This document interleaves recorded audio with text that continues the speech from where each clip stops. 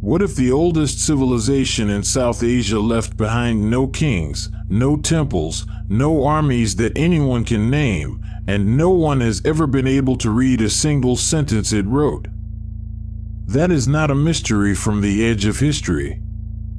That is the very beginning of it, and a river valley that once supported more cities than Egypt and Mesopotamia combined, cities with covered drains and standardized bricks and not one surviving palace. Ancient India, as you are about to hear it, is not one civilization.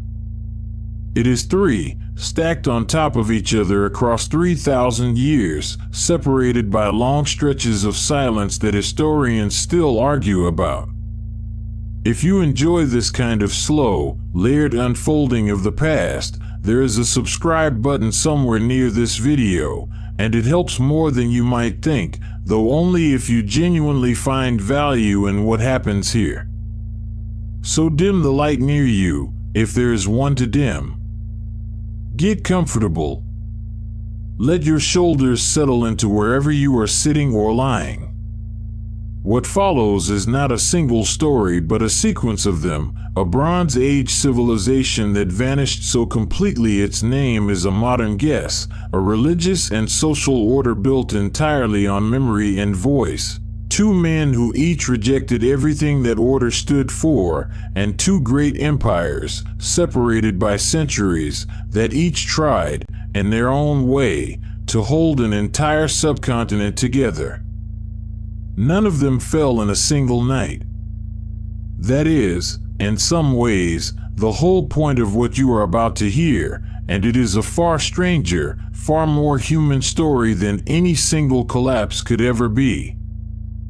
In 1856, workers building a railway line in northern India, part of a rapidly expanding colonial-era rail network, kept finding old, fired bricks buried in low mounds beside the tracks. The bricks were useful, hard, uniform, easy to lay, so the railway company used tens of thousands of them as ballast under the rails. It would be more than 60 years before anyone realized what had actually been dug up and crushed beneath those train lines, the remains of cities older than almost anything else on the subcontinent. Older, in fact, than most of what people at the time associated with early civilization anywhere outside Egypt or Mesopotamia. The formal excavations, once the significance of those crushed bricks was finally recognized, began in the 1920s under Indian archaeologists including Daya Ram Sani, whose work at Harappa produced the first confirmed evidence of the civilization's characteristic seals and script in clear stratigraphic context. Alongside British archaeologist John Marshall's broader program of excavation at two sites in particular, Harappa, in what is now Pakistan's Punjab region, and Mohenjo-daro, further south along the Indus River. What archaeologists found at both sites did not look like the ruins of a single palace or a single monument. It looked like the remains of an entire urban network, straight streets laid out on a grid, houses built from uniform baked bricks in a ratio of 4 to 2 to 1 that barely varied across the entire region. And beneath the streets, something that startled excavators more than gold would have, covered drainage channels, built to carry wastewater out of nearly every house. Archaeologists generally divide the civilization's long history into broad phases, an early Harappan period reaching back before 3300 BCE, in which many of the distinctive features of the later civilization, standardized weights, planned settlements, characteristic pottery, were already beginning to take shape in smaller regional cultures. A mature Harappan period, sometime around 2600 to 1900 BCE, during which the great cities reached their fullest extent and the standardization this account has described became genuinely subcontinental in scale, and a late Harappan period afterward, during which urban centers declined while many regional traditions, as a later chapter in this account will discuss, quietly persisted. At its height, during this mature phase, this civilization spanned an area larger than the combined territories of ancient Egypt and Mesopotamia at their most extensive. Its two largest known cities may each have held tens of thousands of people, and archaeologists have since identified more than 1,000 associated settlements spread across what is now Pakistan and northwestern India, from small farming villages to substantial regional centers.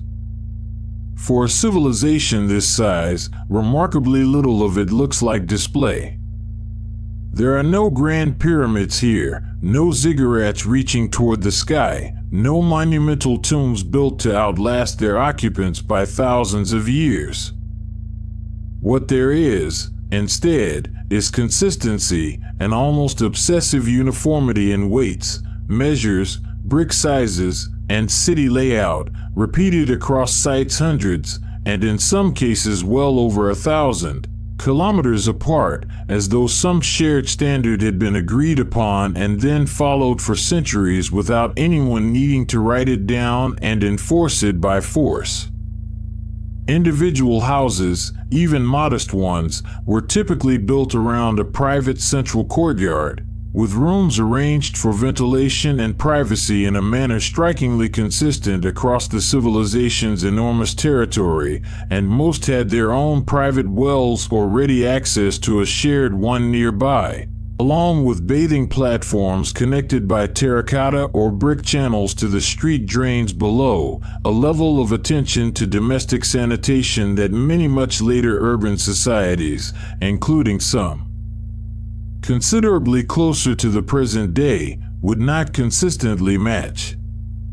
Streets were oriented along a fairly consistent grid, generally aligned close to the cardinal directions, dividing cities into distinct blocks in a manner suggesting deliberate, centrally coordinated town planning rather than the more organic, unplanned growth typical of most ancient cities.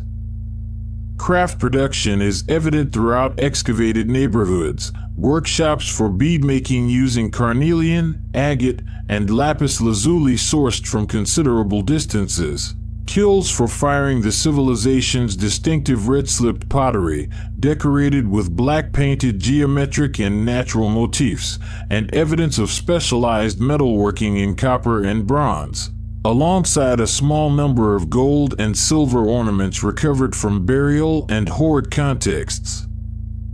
Public wells, communal bathing structures, granaries built to store surplus grain, the infrastructure of a functioning, coordinated society is everywhere. What is missing is any obvious sign of who was in charge of coordinating it.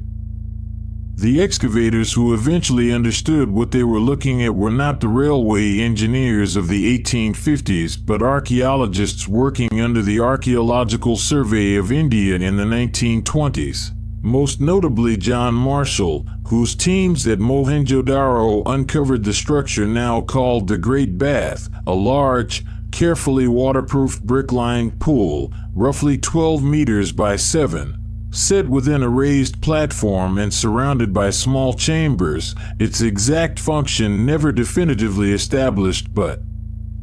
widely presumed to have served some form of ritual bathing given the effort invested in sealing it against leakage. Nearby, a large building with a grid of narrow rectangular blocks has been interpreted, cautiously, as a granary, though even this identification remains debated among specialists who note the structure lacks certain features expected of grain storage elsewhere in the ancient world. Since those early excavations, hundreds of additional Indus sites have been identified, extending the civilization's known reach well beyond Harappa and Mohenjo-Daro. Dhalavira, in the Kutch region of modern Gujarat, reveals a distinctive layout divided into a fortified citadel, a middle town, and a lower town, along with an elaborate system of reservoirs cut into rock to manage a genuinely difficult, water-scarce environment. Rakhigarhi, in present-day Haryana, is now understood to be among the largest Indus sites yet identified, larger by some estimates than either of the two classic sites that gave the civilization its early fame. Lat Hel, on the coast of the Arabian Sea, contains what many archaeologists interpret as a dockyard, consistent with the maritime trade this account will return to shortly. That absence is not a small detail. It is, as you will hear in the next chapter, one of the strangest and most debated features of this entire civilization. Every other early civilization you have likely heard of left behind a face. Egypt has its pharaohs, carved in stone and painted on tomb walls. Mesopotamia has its king lists, its palace reliefs of Sargon and Hammurabi. China has its oracle bones naming Shan kings. The Indus Valley civilization has left behind almost none of this. No royal tombs have been identified. No palace has been excavated with confidence. No inscription has been found boasting of conquest, no relief carving showing a ruler receiving tribute, no throne room. What has survived, in the thousands, are small carved stone seals, most no larger than a postage stamp, showing animals like humped bulls, elephants, tigers, and a mysterious horned figure some have compared to later depictions of seated, meditative deities, though this comparison remains speculative and contested among specialists. Alongside the animals, these seals carry short strings of symbols, a script of perhaps 400 distinct signs, used consistently across the civilization's vast territory. No one has been able to read it. Not with confidence, and not for lack of trying. Since the script's discovery, dozens of proposed decipherments have been published, linking the language behind it to early Dravidian languages, to Sanskrit's ancestral tongue, and to language families entirely disconnected from anything spoken in the region today. None of these proposals commands anything close to consensus among linguists, in part because the average inscription is only about 5 symbols long, barely long enough to test a theory against, let alone a whole undiscovered bilingual text of the kind that once unlocked Egyptian hieroglyphs. The animals chosen for these seals are themselves a subject of quiet scholarly fascination.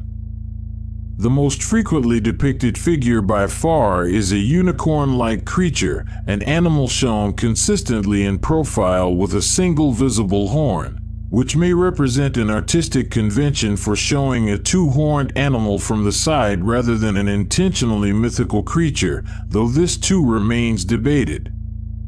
Real animals appear as well, humped zebu bulls rendered with considerable anatomical care, water buffalo, rhinoceroses, tigers, and elephants, alongside a small number of seals showing figures engaged in what appear to be ritual or narrative scenes, including one frequently discussed example showing a horned figure seated in a cross-legged posture surrounded by animals, which some 20th century scholars proposed as an early representation of a deity later associated with the Hindu god Shiva. In his aspect as Pashupati, Lord of Animals, a proposed connection that remains speculative, resting on a resemblance rather than any confirmed continuity of religious meaning across the many centuries separating the seal from the later tradition it has been compared to, and one this account treats accordingly as an interesting but unproven hypothesis rather than an established fact. Whether the Indus script encoded a full spoken language at all, or something closer to a system of symbolic markers, remains an open and genuinely unresolved question. This uncertainty extends to how the society itself was organized. Some archaeologists have argued, based on the absence of grand palaces and royal burials, that Indus cities may have been governed by councils of merchants or civic elites rather than by kings in the way Egypt or Mesopotamia understood kingship, a genuinely more collective, less hierarchical arrangement than most Bronze Age societies. Others caution against reading an absence of evidence as evidence of a particular kind of society. A ruling class might simply have expressed its authority in ways that do not survive as visibly in the archaeological record, through control of trade routes and granaries rather than monuments. Both positions remain live in current scholarship, and this account will not pretend the matter is settled. What is not in dispute is the civilization's reach. Indus seals have turned up as far away as Mesopotamian city sites, suggesting long-distance trade in goods like carnelian beads, ivory, and perhaps timber and cotton textiles, one of the oldest known cotton-producing cultures in the world. Mesopotamian cuneiform texts of this same broad period refer to a distant trading land called Maluha, associated with goods including carnelian, certain woods, and exotic animals, which many historians identify, cautiously, with the Indus civilization or its immediate trading sphere, an identification resting on the pattern of goods described rather than any direct textual confirmation, and treated by most specialists as probable rather than certain. Ships and river craft, depicted on a small number of surviving seals and models, appear to have connected Indus port settlements to trading partners across the Arabian Sea. A small number of surviving artifacts have drawn outsized attention precisely because they hint, tantalizingly and inconclusively, at the kind of individual identity the rest of the civilization withholds.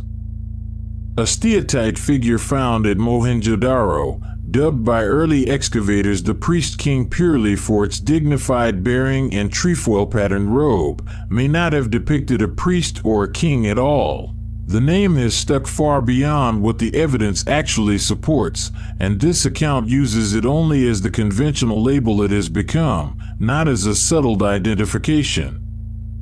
A small bronze figure of a young woman, informally called the Dancing Girl, found in the same city, shows a level of confident, naturalistic modeling in a lost wax casting technique that still surprises visitors encountering it for the first time. Neither figure comes with an inscription explaining who it represents, and neither should be read as more than what it visibly is, skilled craftsmanship, produced by artisans whose names, like almost everyone else's in this civilization, were never recorded in any form that has survived. The Indus civilization also maintained a strikingly uniform system of cubical stone weights, increasing in a consistent binary-like ratio from the smallest units used for weighing precious materials to much larger stones used for bulk goods, found with remarkably little variation across sites separated by enormous distances, a further sign of coordinated standards that did not obviously require, or at least did not obviously leave evidence of, centralized coercive enforcement. A civilization, then, that was extensive, prosperous, remarkably standardized, strikingly quiet about its own rulers, and, as you will hear next, one that eventually stopped being any of those things, for reasons that remain debated to this day. Somewhere around 1900 BCE, the great cities of the Indus Valley began to change, and not gently. Mohenjo-Daro's later occupation layers show smaller, more crowded housing built over what had once been wider streets. Civic works like the Great Bath appear to have fallen out of active maintenance.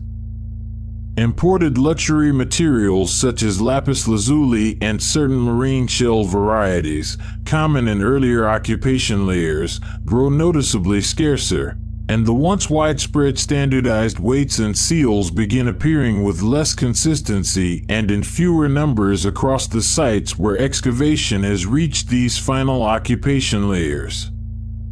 Within a few centuries, the largest urban centers of the civilization were abandoned or reduced to a fraction of their former scale, and the distinctive script simply stops appearing in the record altogether. No historian describes this as a single dramatic collapse, and the causes remain a matter of active, sometimes heated debate rather than settled fact. Several explanations have been proposed, and it is worth walking through them honestly, because no one of them has fully displaced the others. One theory centers on climate. Geological and paleoclimatic evidence suggests that the monsoon patterns feeding the rivers of northwestern India weakened significantly during this period, part of a broader climatic shift affecting a wide swath of Asia. A civilization built around predictable river-fed agriculture would have been especially vulnerable to a monsoon that grew steadily less reliable over generations. And some researchers argue this alone could account for a slow agricultural decline severe enough to unravel urban life. A related theory focuses specifically on river movement. The Sarasvati, referenced in later Vedic hymns as a once mighty river, has been tentatively identified by some researchers with a now largely dry riverbed running through the region, the Gagarhakra, along which a significant number of Indus settlements were located. If a major river feeding this system shifted its course or dried up, whether from tectonic activity or upstream drainage changes, the settlements depending on it would have faced a slower, geographically uneven collapse rather than a single catastrophe. This identification of the Sarasvati with the Gagarhakra is itself debated among scholars, and should be treated as one hypothesis among several rather than an established fact. A third line of explanation points to the breakdown of long-distance trade networks connecting the Indus civilization to Mesopotamia and the Persian Gulf, a collapse that also affected other Bronze Age trading partners around roughly the same period. Without external trade to sustain specialized urban production, the theory goes, cities dependent on that trade would have lost their economic reason for being cities at all, even if the surrounding rural population continued largely unaffected. For much of the 20th century, a fourth theory dominated popular accounts, that invading peoples, associated with the arrival of early Indo-Aryan-speaking groups, violently destroyed the Indus cities. This version has been substantially revised by more recent archaeological and genetic research, which finds little clear evidence of a single invading army or a violent conquest layer at most sites, and instead suggests a more gradual, complex pattern of population movement, cultural exchange, and, in places, genuine continuity between late Indus populations and the societies that followed. The very terminology used to describe this movement has shifted accordingly within the scholarly literature, from the older and more loaded phrase Aryan invasion, which implied organized conquest and displacement, toward the more cautious Indo-Aryan migration, reflecting a scholarly consensus that has moved toward smaller scale, more gradual movements of pastoral groups over generations rather than a single armed incursion. This shift has been reinforced in recent years by ancient DNA studies, which have identified genetic signatures consistent with population movement into the subcontinent from Central Asia during roughly this broader era, arriving in and blending with existing regional populations over an extended period rather than in one dramatic wave, though how directly this genetic evidence connects to language change, to the specific decline of Indus urban centers, and to the composition of the Rigvedas. Earliest communities remains an active and sometimes contentious area of interdisciplinary research, not a fully settled question. And this account treats it with the same caution it applies to the Indus civilization's other unresolved mysteries. Most specialists today treat migration and cultural blending as part of a much longer, slower process rather than a single conquering event, though how much of the Indus civilization's decline can be attributed to this movement of peoples, as opposed to climate and river change happening independently, remains genuinely contested.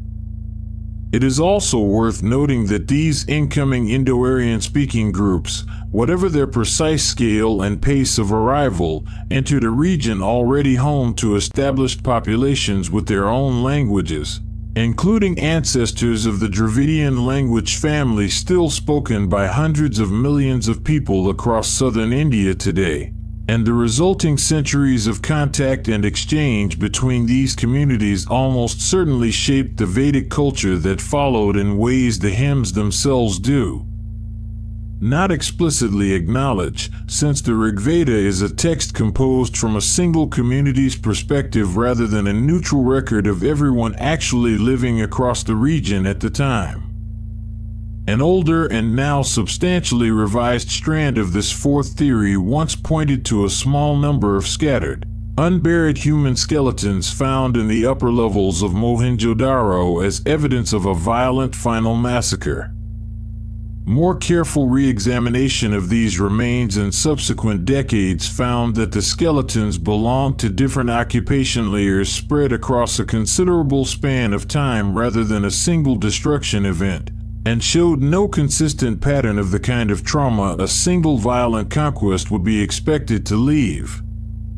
Most specialists now regard the massacre at Mohenjo-daro as an interpretation the evidence does not actually support, a caution worth remembering whenever a single dramatic story seems to explain a genuinely more complicated set of facts.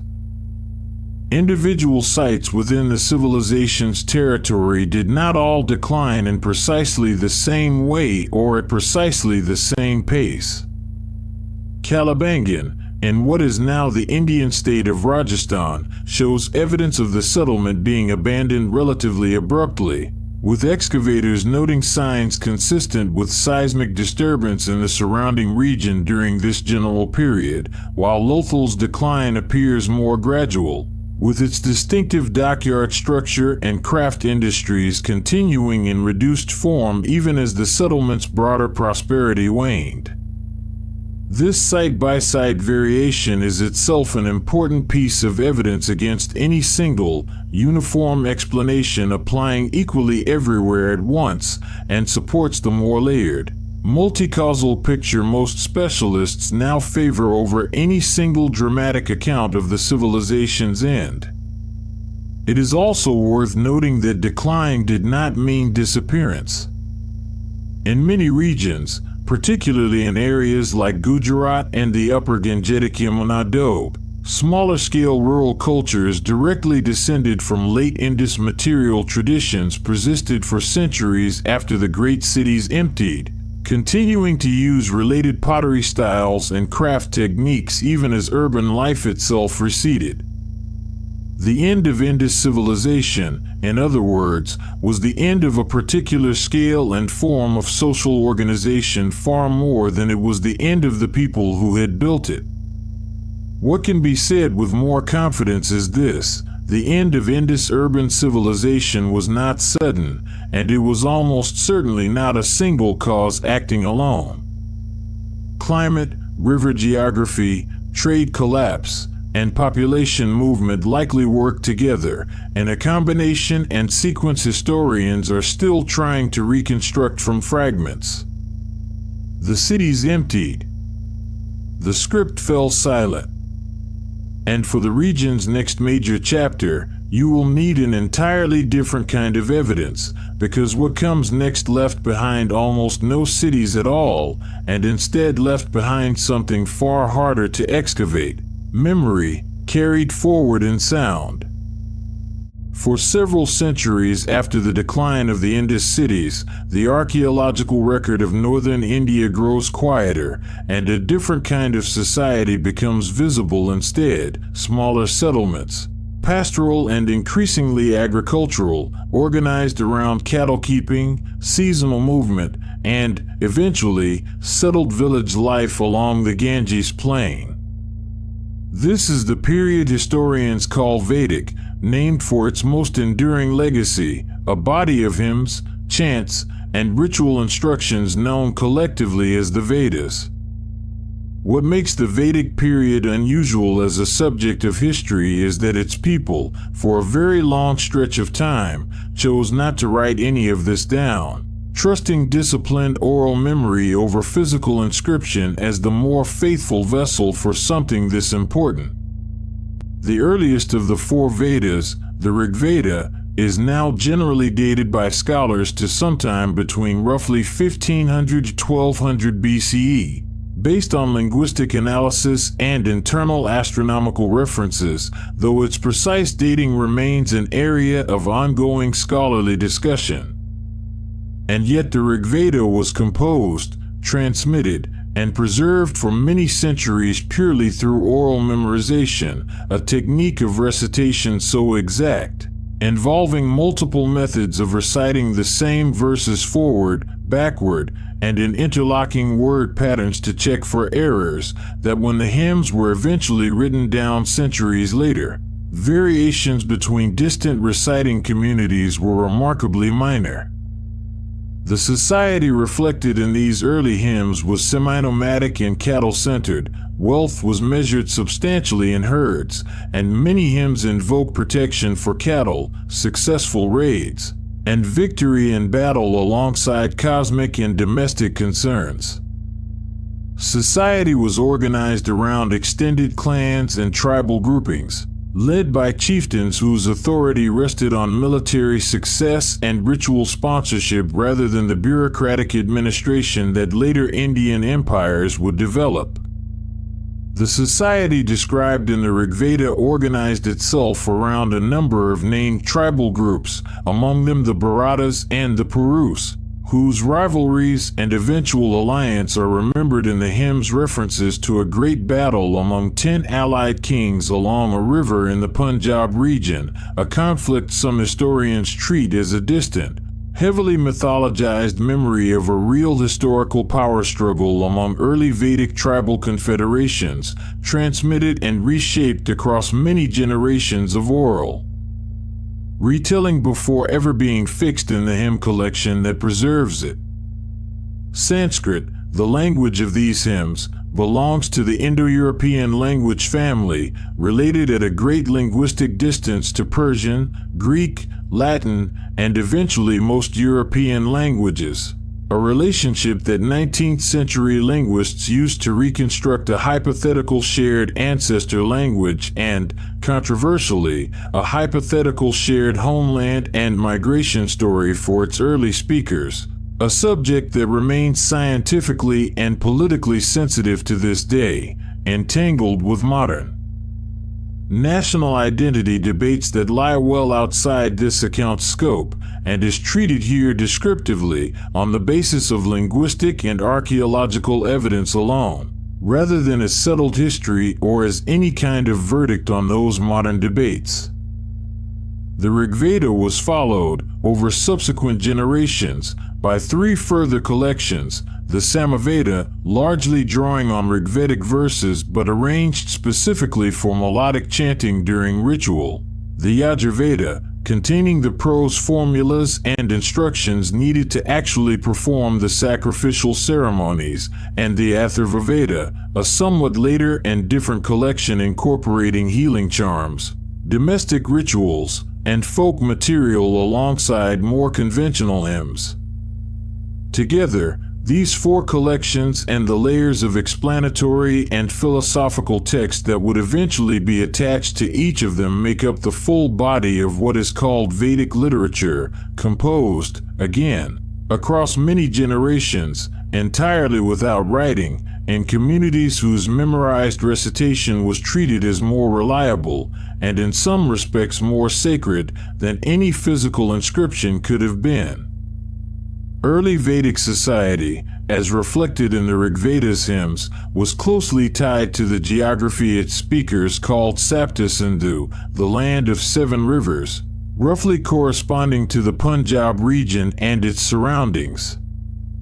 Horses and horse-drawn spoked-wheel chariots feature prominently in these hymns, both as instruments of warfare and as central elements of prestige and ritual, including a later elaborate royal rite, the Ashvamedha or horse sacrifice, in which a chosen stallion was permitted to wander for a year under the protection of an armed escort, symbolically asserting a king's claim over whatever territory the horse traversed unchallenged.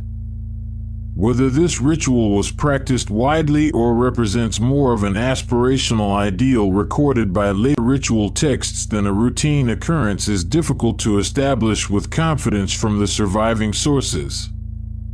As Vedic-speaking communities moved eastward across the northern plains over subsequent centuries, gradually adopting more settled agriculture alongside pastoralism, their religious and social practices evolved as well, a transition covered in the chapter that follows. At the center of early Vedic religious life was a single recurring act, the fire sacrifice. A ritual fire, tended by specialists trained in precise verbal formulas, received offerings of grain, clarified butter, and other substances, accompanied by chanted hymns addressed to a wide pantheon of deities. Indra, associated with storms and warrior strength; Agni, the fire itself, treated as a divine messenger carrying offerings to the gods; Varuna, associated with cosmic and moral order; and many others, some of whom would remain prominent in later Indian religious tradition and some of whom would fade from active worship over the following centuries. This account describes these beliefs and practices as the historical and cultural phenomena they were and remain for practicing communities today, without asserting or denying any of their theological claims. The construction of the ritual fire altars themselves required a genuinely striking degree of geometric precision. Later ritual manuals called the Shulba Sutras, composed to guide the exact construction of these altars in specific prescribed shapes and areas, contain some of the earliest known applications of geometric principles later associated with the Pythagorean theorem, developed and applied centuries before Pythagoras is traditionally said to have lived, purely in service of getting a sacrificial altar's proportions religiously correct, an early example of mathematics developing not for its own abstract sake but out of the practical demands of exact ritual performance. Correct performance of these rituals mattered enormously, to the point that an entire specialized class, those who would come to be called Brahmins, developed around the precise knowledge required to conduct them without error. Major rituals of this period could require the coordinated participation of multiple specialized priests, each responsible for a distinct role, one to recite the appropriate hymns aloud, another to chant the associated melodies, another to silently supervise correct procedure and physically intervene the moment an error occurred, and another still to handle the practical mechanics of the offering itself, a division of ritual labor whose sheer procedural complexity gives some sense of why the priestly knowledge required to conduct these ceremonies became so specialized and so socially significant in its own right. Over time, Vedic society came to be described, and some of its own later texts, through a fourfold division of function: those associated with priestly and scholarly roles, those associated with rule and martial protection, those associated with commerce and agriculture, and those associated with service and labor. This is the earliest textual ancestor of what would eventually develop, over many subsequent centuries and through a great deal of regional variation, into the far more elaborate and rigid social hierarchy historians now describe using the term caste. It is important to be careful here, because this is one of the most historiographically contested areas of early Indian history. The relationship between the fourfold Varna scheme described in some Vedic texts and the thousands of much more specific, regionally rooted jati groupings that came to structure Indian society in later centuries is not simple or direct, and historians differ substantially on how rigid, how widely applied, and how socially mobile these early categories actually were in practice during the Vedic period itself, as opposed to how they were later systematized, reinterpreted, and in some cases, hardened by subsequent religious and legal texts, and later still by colonial-era administrators seeking to categorize Indian society for their own purposes. Later Vedic society also developed increasingly elaborate ideas about the stages of an individual life, eventually formalized in some texts into a scheme of 4 life stages. A period of disciplined religious study, a period as a householder raising a family and maintaining ritual obligations, a period of gradual withdrawal from worldly affairs, and finally a period of renunciation and wandering asceticism. Whether most people in Vedic-era society actually lived through such a formalized 4-stage sequence, or whether this represents more of an idealized template articulated by the same priestly class that recorded it, again for its own purposes and audience, is a question historians approach with appropriate caution rather than treating the texts as a straightforward description of everyday life. This account does not treat any single modern narrative about the origins or nature of caste as settled or uncontested. It is an area of genuine, continuing scholarly disagreement. What can be said is that by the later part of the Vedic period, roughly the first half of the first millennium BCE, a religious and social order had become deeply established across much of northern India. One built on ritual precision, inherited priestly authority, and an increasingly elaborate philosophical tradition contained in a later layer of texts called the Upanishads, which turned from ritual instruction toward questions of the self, consciousness, and the nature of ultimate reality. Ritual practice during this period also centered on soma, a substance prepared from a plant whose exact botanical identity remains unresolved among modern researchers, itself another genuinely open historical question that was pressed, mixed, and ritually consumed as part of major ceremonies, praised across an entire dedicated section of the Rigveda in language suggesting it produced a powerfully altered state of awareness in those who partook.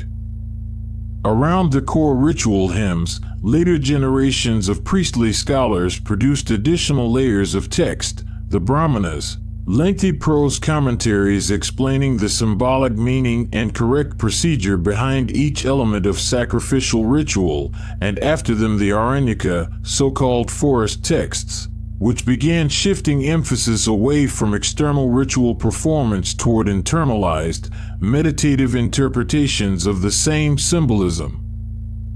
This shift reached its fullest expression in the Upanishads, philosophical dialogues and treatises composed over several centuries toward the end of the broader Vedic period, which introduced or substantially developed concepts that would go on to shape virtually every subsequent Indian religious and philosophical tradition. The idea of Brahman as an underlying, unifying reality behind the apparent multiplicity of the world, the idea of Atman as an individual self or soul, and an early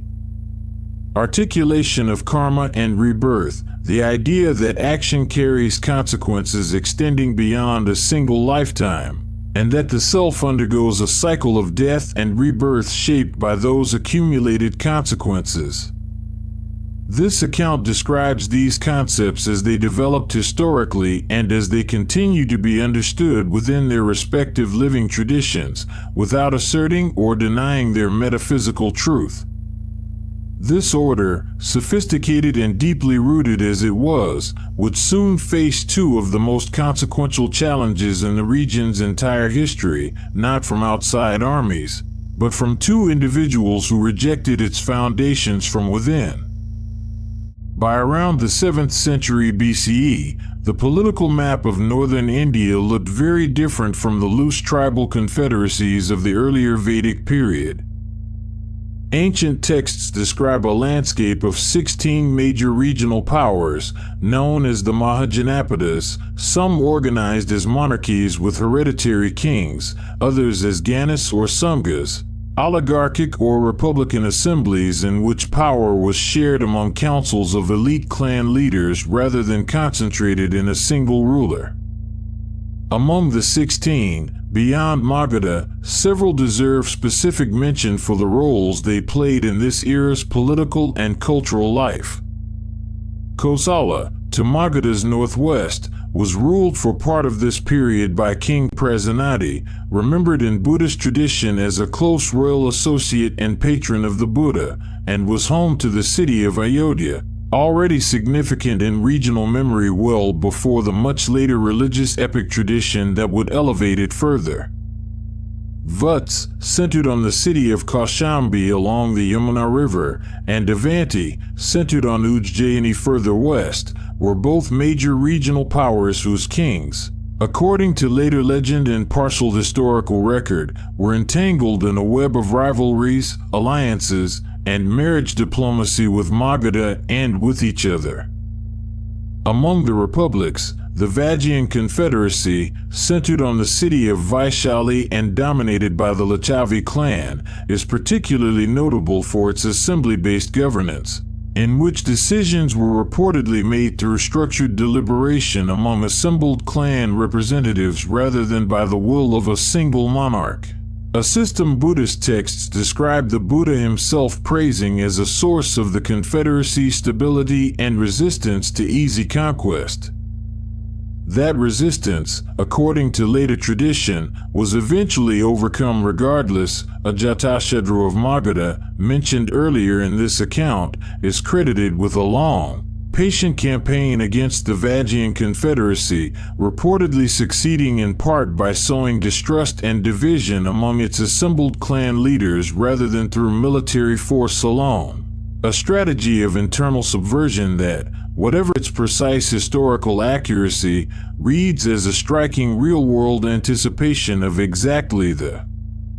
kind of statecraft the Arthashastra would later formalize into explicit doctrine, and one that offers an early illustration of a recurring theme in this account, that assemblies and republics built on shared deliberation among many leaders, however stable in ordinary times, could prove more vulnerable than a single monarchy to a patient adversary willing to work on the divisions between those leaders rather than meet their combined strength directly.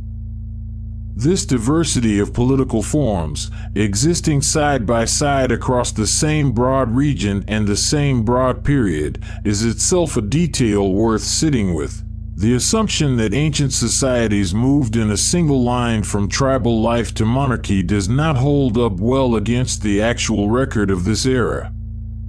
This period also marks what archaeologists call India's second urbanization, a wave of city building distinct from, and much later than, the vanished Indus cities, driven by advances in iron tool technology, expanding agricultural surplus along the fertile Ganges plain, and the growth of long-distance trade routes connecting the Gangetic heartland to regions as far as the northwest frontier and, eventually, Persia. Cities like Rajagriha, Shrivasti, Vaishali, and Kashi grew as genuine urban centers, with fortifications, markets, and increasingly complex administrations. Among the 16 Mahajanapadas, one kingdom in particular began pulling ahead of its rivals, Magadha, centered in what is now the Indian state of Bihar. Blessed with fertile soil, access to iron ore deposits, and a strategic position along major trade and river routes, Magadha's rulers pursued increasingly ambitious campaigns of conquest and diplomatic marriage against neighboring states across several successive dynasties. Two of Magadha's rulers during this rise deserve particular mention. Bimbisara, reigning through much of the late 6th century BCE, expanded the kingdom substantially through conquest and strategic marriage alliances, and is remembered in both Buddhist and Jain tradition as an early and significant royal patron of each movement. His son Ajatashatru, who according to tradition seized the throne from his own father, continued Magadha's expansion further, reportedly developing new siege technology and fortifying the city of Pataligrama on the Ganges, a settlement that would later grow into Pataliputra, the city that would eventually serve as capital to the empire discussed in the next chapter. This period's political consolidation was supported by genuine technological and economic change. The wider availability of iron tools allowed for more effective forest clearance and deeper plowing of the fertile but heavy soils of the Gangetic Plain, supporting larger agricultural surpluses than earlier Bronze Age technology had allowed. Trade expanded alongside this surplus, and this period sees the appearance of India's earliest coinage, small silver and copper punch-marked coins, stamped with simple symbolic designs rather than portraits or inscriptions, circulating across the Mahajanapadas as a genuine medium of exchange supporting increasingly complex commerce. By the 4th century BCE, Magadha had absorbed or subdued most of its immediate rivals, becoming the dominant power of the Gangetic Plain and setting the stage for the region's first genuinely subcontinental empire, one that would draw together the political, religious, and economic threads this chapter has traced into a single ruling structure, a story you will reach in a few chapters' time. But this same century of political consolidation and urban growth also produced something else, a wave of philosophical and religious ferment, as thinkers across the Gangetic states began openly questioning the ritual authority and social hierarchy of the established Vedic Brahmanical order. Of the many wandering teachers and ascetic movements this period produced, 2 would go on to shape not just India but a significant portion of Asia for the next 2,500 years. Traditional accounts describe a prince named Siddhartha Gautama, born into the Sakya clan in the foothills near the border of present-day Nepal and India sometime in the 6th or 5th century BCE. The exact dates remain debated among historians, with estimates varying by as much as a century depending on the chronological framework used. According to tradition, Gautama lived a sheltered early life within his family's compound before encountering, on a series of journeys outside its walls, the realities of aging, sickness, and death, and abandoning his household to seek a way beyond suffering. This account distinguishes, where it can, between traditional biographical narrative, much of which was recorded generations after the events it describes and shaped by later devotional and doctrinal concerns, and what can be said with more historical confidence, which is considerably less, that a teacher later known as the Buddha, the Awakened One, taught in the Gangetic region during this period, attracted a substantial following of monks and lay supporters, and articulated a path centered on the recognition of suffering, its causes, and its cessation, organized around what came to be called the Four Noble Truths and an eightfold path of ethical and meditative practice.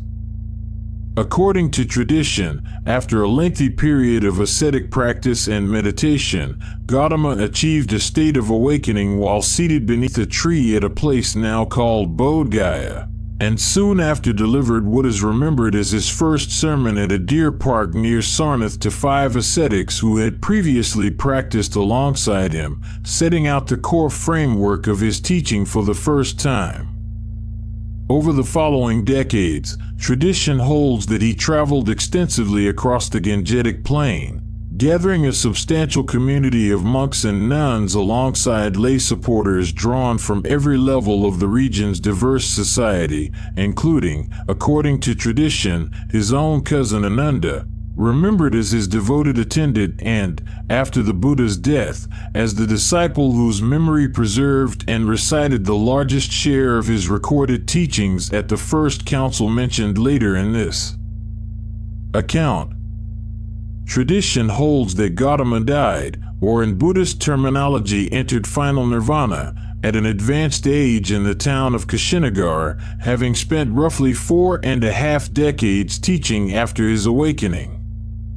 Buddhism, as this teaching and the community built around it came to be known, explicitly rejected key elements of the existing religious order. It denied that ritual sacrifice alone could secure spiritual liberation. It questioned the fixed hierarchy of birth-based social status as a barrier to spiritual attainment. And it organized itself instead around a monastic community, the Sangha, open in principle to members regardless of the social category they had been born into. This account describes these teachings and this history as they are recorded and practiced, without asserting or denying the truth of Buddhism's own doctrinal claims, in keeping with how each religious tradition discussed in this video is treated. At roughly the same time and in much the same region, a parallel reform movement crystallized around a teacher named Mahavira, traditionally understood as the 24th and final Tirthankara, Fordmaker. And a lineage Jain tradition holds to stretch back through a much longer span of time than Mahavira's own life alone. Tradition places Mahavira's death, understood in Jain terms as his own liberation from the cycle of rebirth, at Pavapuri, in roughly the same broad period and region as the Buddha's death, a proximity in time and place that has led some scholars to treat the two movements as, in some sense, parallel responses to the same set of social and religious tensions building across the Gangetic Plain during this era, even though the two traditions developed independently and hold distinct doctrinal positions on many fundamental questions. Jain teaching placed extreme emphasis on ahimsa, nonviolence toward all living beings, extending this principle further than most contemporary traditions, alongside asceticism, non-attachment, and a path toward liberation achieved through the individual's own conduct rather than divine intervention or ritual intermediary. Jain philosophy also developed a distinctive epistemological principle known as anekantavada, often translated as many-sidedness or non-absolutism. The idea that reality is genuinely complex and multifaceted, that any single viewpoint captures only a partial perspective on truth, and that apparent disagreements between different observers may each hold a valid, if incomplete, piece of a larger picture, often illustrated through a parable of blind men each touching a different part of an elephant and each describing the whole animal differently based on their partial contact. This principle shaped a broader Jain ethic of intellectual humility and tolerance toward other viewpoints that paralleled, in the philosophical sphere, the practical nonviolence Jain ethics extended into daily conduct, including detailed and demanding guidance for lay followers on diet, occupation, and the careful avoidance of harm to even the smallest living creatures. Like Buddhism, Jainism organized itself around communities of renunciant monks and nuns supported by a lay community, and like Buddhism, it presented a direct challenge to Brahmanical ritual authority and hereditary religious status. Within a short time of the Buddha's death, according to Buddhist tradition, his senior monastic followers convened what is remembered as the First Buddhist Council at Rajagriha, to formally recite and agree upon the content of his teachings before they could be lost or distorted through inconsistent memory. An early and telling sign of how seriously this new monastic community took the same problem of accurate oral transmission that Vedic reciters had wrestled with for centuries before them. Even as they rejected the ritual authority those reciters represented. These were not, in fact, the only reform movements of this fertile philosophical period.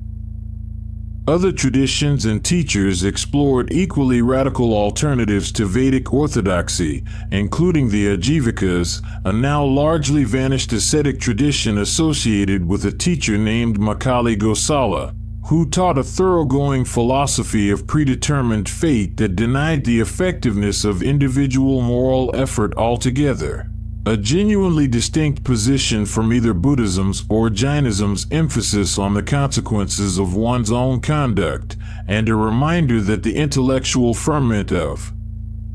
this era in the Gangetic plane produced a far wider range of competing ideas than the two movements that ultimately achieved the greatest lasting influence.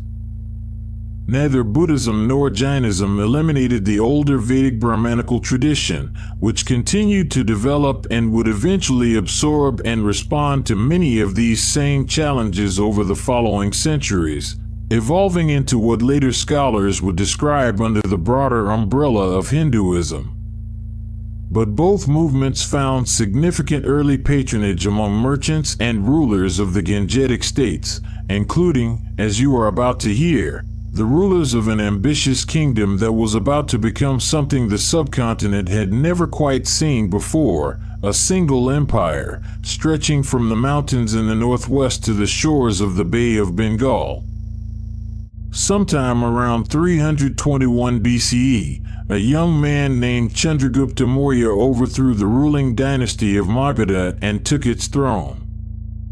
The details of his rise are recorded unevenly across Greek, Jain, and later Indian sources, and differ in specifics, but the broader outline is generally accepted. Chandragupta built a military and political base, possibly in the turbulent years following Alexander the Great's brief campaign into the Indian Northwest, and used it to seize control of the most powerful kingdom in northern India. Later legend, recorded across several centuries of retelling and accordingly difficult to verify in its particulars, describes Chandragupta as a young man of relatively humble or uncertain origin who first encountered Chanakya by chance, and whose partnership with the older scholar was forged through a shared grievance against the ruling Nanda dynasty then in power at Magadha, a rags-to-empire narrative arc that later Indian literary tradition would return to and dramatize repeatedly, most notably in a much later Sanskrit play, and one that should be read as cherished national memory as much as verified biography. Central to nearly every account of his rise is a figure named Chanakya, also known as Kautilya, a scholar and strategist traditionally credited as Chandragupta's chief advisor and the architect of his political rise. Chanakya is closely associated with the Arthashastra, a remarkably detailed treatise on statecraft, economics, military strategy, and governance that survives today, covering subjects from taxation policy and espionage networks to diplomatic strategy and the legal regulation of trade. The text also lays out an elaborate framework for interstate relations that later scholars have compared, with appropriate caution about projecting modern categories backward onto ancient thought, to later realist traditions of political theory. A ruler's neighbors are treated as natural rivals by virtue of shared borders alone, while a neighbor's neighbor becomes a natural ally against that shared rival. And the text catalogs an extensive range of tools, from open warfare to bribery, marriage, alliance, and covert sabotage, that a king might deploy in pursuit of expanding and protecting his realm, organized according to which was most appropriate to a given balance of relative strength between the parties involved. Scholars continue to debate how much of the Arthashastra as it survives reflects Chanakya's own original composition versus later additions and revisions by subsequent generations of commentators. But the text as a whole offers an unusually detailed window into how Mauryan-era administrators thought about the mechanics of holding a large, diverse territory together. And Chandragupta's territory grew large quickly. Within a decade of taking Magadha's throne, having first moved to secure his hold over the Gangetic heartland itself, he had expanded his control westward, eventually confronting Seleucus I Nicator. one of Alexander the Great's former generals who had inherited the eastern portion of Alexander's fractured empire. Their conflict ended in a negotiated settlement. Seleucus ceded a substantial territory in the northwest, roughly corresponding to parts of what is now Afghanistan and Pakistan's border regions, and in exchange reportedly received 500 war elephants, an exchange that, whatever its exact terms, gives some sense of how quickly the balance of power in the region had shifted, and one that would prove consequential for Seleucus's own later campaigns farther west, where Mauryan war elephants are recorded as playing a role in his subsequent battles against rival successors of Alexander's fractured empire. Greek sources describe the Mauryan military under Chandragupta in numbers that, even allowing for likely exaggeration typical of the genre, suggest a force of a scale unlike anything the region had fielded before. Reports cited by later classical writers claim several 100,000 infantry, tens of thousands of cavalry, thousands of war chariots, and a substantial corps of war elephants, organized and provisioned through the same kind of detailed administrative apparatus the Arthashastra describes for civil governance.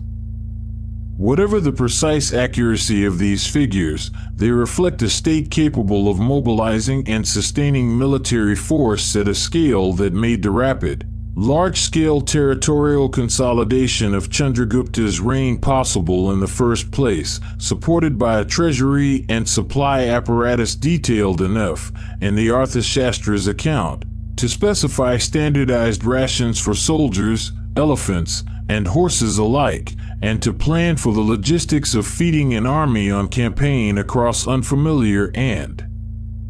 sometimes hostile terrain far from its own supply depots. A Greek ambassador named Megasthenes was subsequently sent to Chandragupta's court, and his now fragmentary account of Mauryan India, preserved through later Greek and Roman writers who quoted it, remains one of the most valuable outside descriptions of the empire's administration, army, and society that survives from this period. Megasthenes describes Pataliputra, the Mauryan capital on the Ganges, as an immense fortified city surrounded by a deep moat and a massive timber palisade studded with defensive towers, its royal palace decorated with gilded pillars and elaborate carved detail that Megasthenes compared favorably to the palaces of Persia he had presumably heard described. He also describes a highly organized municipal administration overseeing the city, divided into specialized committees responsible for matters ranging from trade and manufacturing to the welfare of foreign visitors. The Arthashastra, meanwhile, outlines a state apparatus remarkable for its attention to internal surveillance and information gathering, an extensive network of officials and secret agents, some disguised as ascetics, merchants, or students, tasked with monitoring the loyalty of ministers, the conduct of provincial officials, and the mood of the general population, alongside detailed regulations covering everything from irrigation management and forest resources to the licensing of prostitution, and the punishment of adulterated goods sold in the marketplace. Whatever the precise relationship between this text and Chandragupta's actual administration, it describes a state apparatus of striking bureaucratic ambition for its era, aiming to leave very little of public life outside the reach of organized royal oversight. By the time Chandragupta's reign ended, tradition holds that he abdicated his throne to pursue an ascetic life as a Jain monk, eventually fasting to death in the Jain manor at a hill in the south of India, an account that, like much surrounding this period, blends historical memory with religious tradition and should be treated with appropriate caution rather than certainty. His son, Bindusara, continued to expand and consolidate the empire's territory across most of the Indian subcontinent. But it would be Chandragupta's grandson who would leave the deepest and most enduring mark of any Mauryan ruler, not primarily through conquest, but through a war that seems to have genuinely transformed how he chose to rule afterward. Around 261 BCE, the Mauryan Emperor Ashoka led a military campaign against the kingdom of Kalinga, a coastal region in what is now the Indian state of Odisha that had remained independent of Mauryan control. The campaign succeeded, but according to Ashoka's own later inscriptions, which represent an extraordinarily rare thing in ancient history, a ruler's own account of his actions, carved in stone for his subjects to read, rather than a later historian's reconstruction, the human cost of the victory affected him profoundly. His 13th major rock edict states that roughly 100,000 people were killed in the campaign, many more died afterward, and a much larger number were deported, and that contemplating this cost brought the emperor what the edict describes as deep remorse. Notably, Ashoka refers to himself throughout most of his edicts not by the personal name history has come to know him by, but by the title Devanapya Payadasi, beloved of the gods, of gracious countenance. And it was only through the patient work of 19th century epigraphists, cross-referencing this recurring title against later Buddhist chronicles from Sri Lanka that separately named a righteous emperor called Ashoka, that scholars were able to confirm the two figures were one and the same, reconstructing his identity essentially by connecting an anonymous inscribed title to a name preserved in an entirely different, much later religious tradition. Whatever combination of genuine conscience, political calculation, and existing religious inclination lay behind it, and historians reasonably differ on how to weigh these factors, since a ruler's stated remorse and a ruler's political interests are not necessarily in conflict. The aftermath of the Kalinga War marks a clear turning point in Ashoka's recorded policies.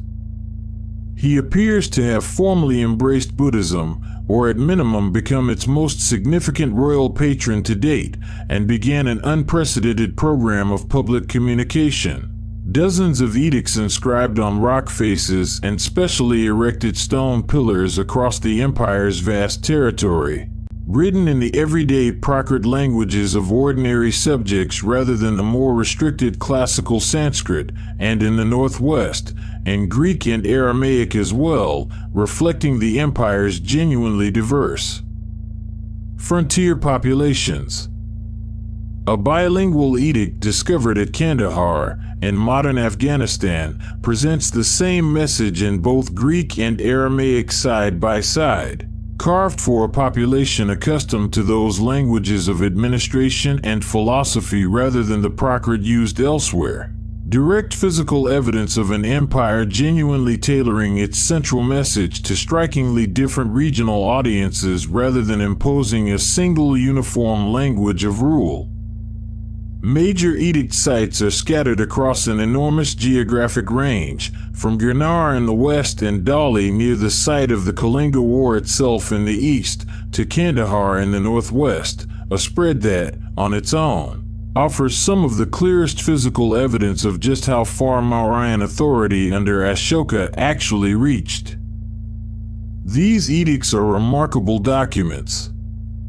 They promote what Ashoka called Dhamma, a term with deep roots in existing Buddhist and broader Indian religious vocabulary, which in Ashoka's usage functioned as a broad program of ethical conduct. Respect for religious teachers of all traditions and not merely Buddhism, kindness toward animals and restrictions on certain kinds of hunting and animal sacrifice, care for the elderly, honest speech, generosity, and, notably, an explicit renunciation of further military conquest in favor of what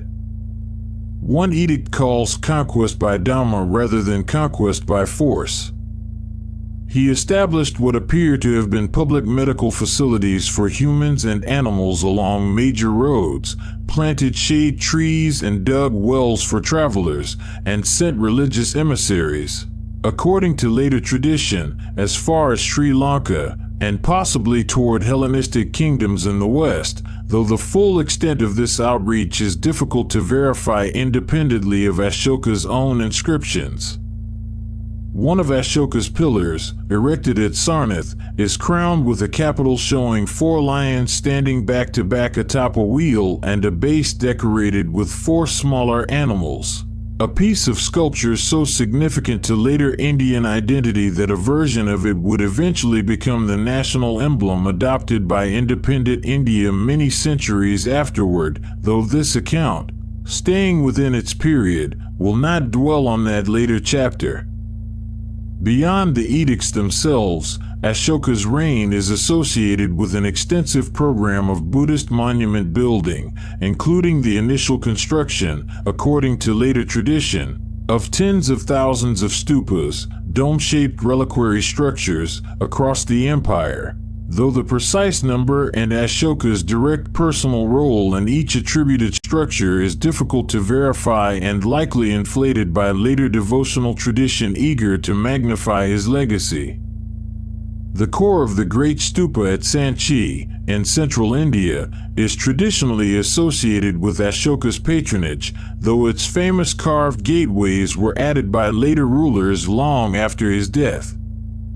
Notably, several of Ashoka's edicts explicitly call for tolerance and respect toward all religious sects and their teachers, not solely Buddhist institutions, suggesting a ruler managing a genuinely diverse religious landscape rather than one narrowly favoring his own adopted faith at others' expense.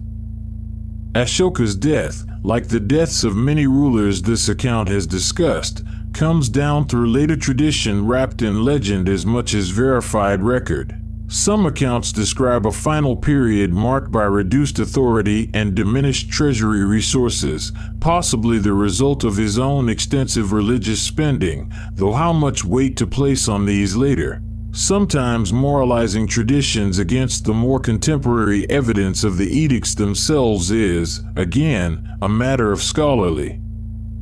judgment rather than settled fact. Under Ashoka, the Mauryan Empire reached its greatest territorial extent, encompassing nearly the entire Indian subcontinent apart from its southernmost tip, the largest political unification the region had ever seen, and would not see again in quite the same form for a very long time afterward.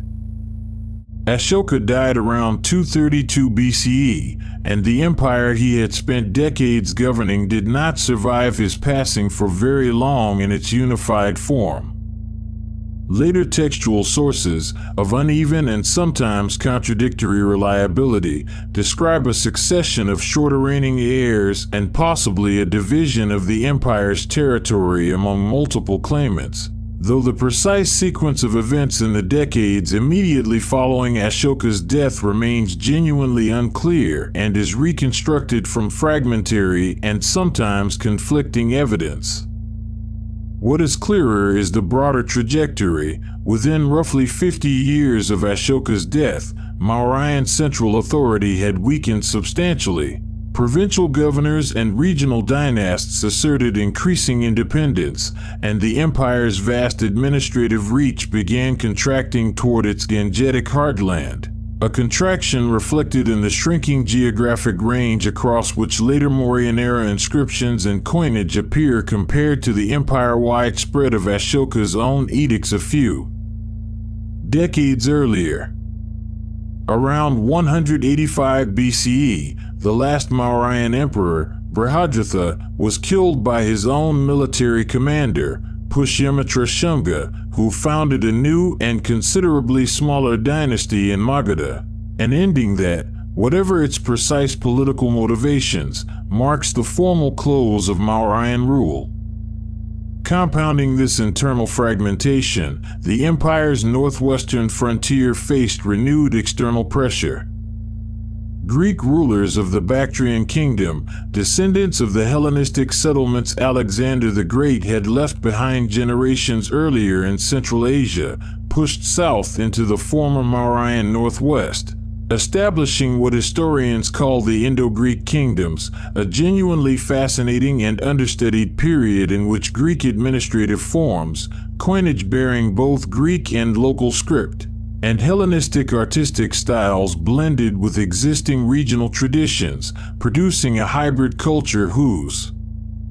most famous surviving ruler, Menander, was remembered in later Buddhist tradition as a royal convert and is the central figure of a surviving philosophical dialogue on Buddhist teaching, the Milinda Panha, structured as an extended conversation in which the king questions a Buddhist monk named Nagasena on matters of doctrine, rebirth, and the nature of the self, and comes away, according to the text, genuinely persuaded.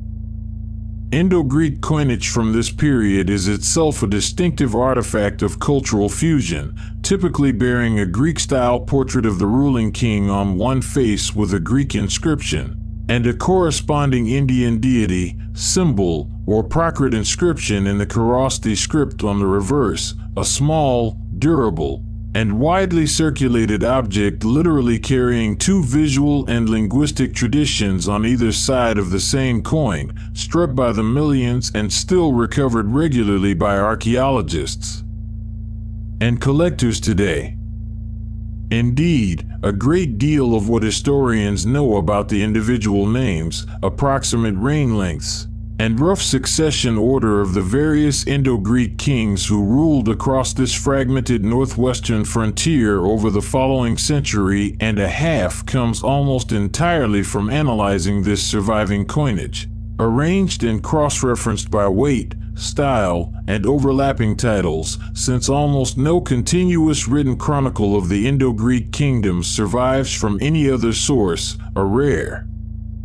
case in ancient history where small, everyday circulating objects, rather than monumental inscriptions or royal chronicles, have had to serve as the primary skeleton of an entire political history. Buddhist tradition, notably, remembers Pushyamitra Shunga with considerable hostility, portraying him as a persecutor who suppressed Buddhist institutions in favor of a Brahmanical revival. A portrayal some modern historians treat with caution, since it survives primarily in Buddhist sources with an obvious interest in casting the dynasty that displaced Ashoka's Buddhist patronizing line in the worst possible light, and archaeological evidence of active building at Buddhist sites like the stupa at Barhud during the same broader period complicates any simple narrative of wholesale persecution. The carved stone gateways and railings added to the great stupa at Sanchi, mentioned earlier in this account as originally patronized by Ashoka, likewise belong substantially to this Shunga and immediately following period. Their densely carved panels depicting Jataka birth stories, the Buddha's earlier symbolic representations, and scenes of popular devotional life offering some of the richest surviving visual evidence of how Buddhist practice and patronage actually continued, and in places visibly flourished, in the centuries directly following the Mauryan collapse.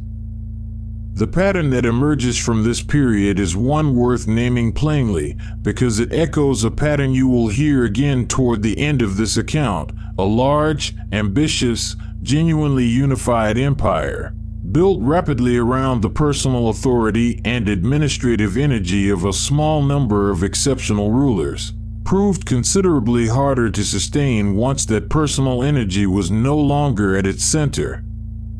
Ashoka's Dhamma, whatever its sincerity, was not a substitute for the coercive and bureaucratic machinery that held such a vast and diverse territory together, and without a comparably forceful center. That territory did what large territories in this era of history tended to do. It broke back apart along regional and cultural lines that had never entirely disappeared in the first place.